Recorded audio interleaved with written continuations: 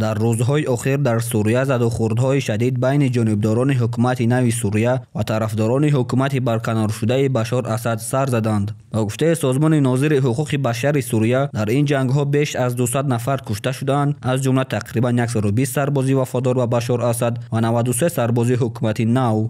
زدوخوردها پس از آن شدت گرفتند که جانبداران بشار اسد در ولایت لاتاکیه در منطقه جبله به نیروهای امنیتی حکومت نو حمله غیر چشمداشت انجام دادند. این باعث اوج خشونت در مناطق ساحلی کشور گردید که اساساً از علوی‌ها عبارتند، گروهی که خود بشار اسد به آن تعلق دارد و باز آنها دیگر علوی‌ها را دعوت کردند که مردمی که طرفدار حکومت نو سوریه هستند را نیست کنند. ولی طبق بعضی معلومات‌هایی که در شبکه‌های اجتماعی پهن شده است، در این جنگ نیز روسیه اشتراک داشته است، یعنی به طرفداران بشار اسد یاردم کرده است، اما این اطلاعات خوب تصدیق نشده است. بالای یعنی قوای امنیتی هجوم کردن، هجوم خیلی هم زیاد کردن، چقدر یعنی از قوای امنیتی سوریه یعنی حکومت نو کشتن و به همین خاطر و در احتمال دیگر چی بود که و اونها را کسی با امید کرد و مثل امروز اسرائیل، روسیه، ایران اونها را کسی با امید کرد که شما شورش کنید و ما در برابر شما با شما کمک میکنیم.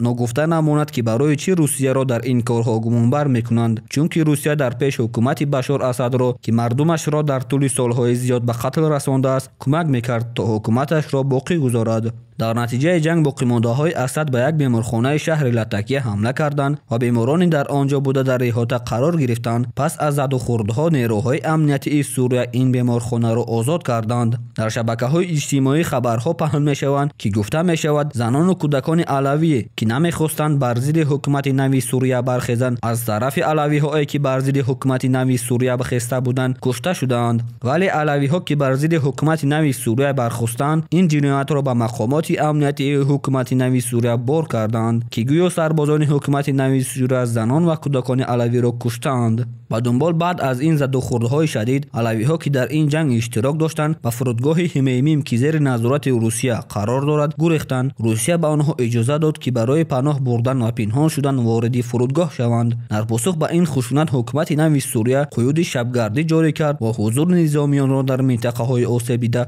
تقویت بخشید.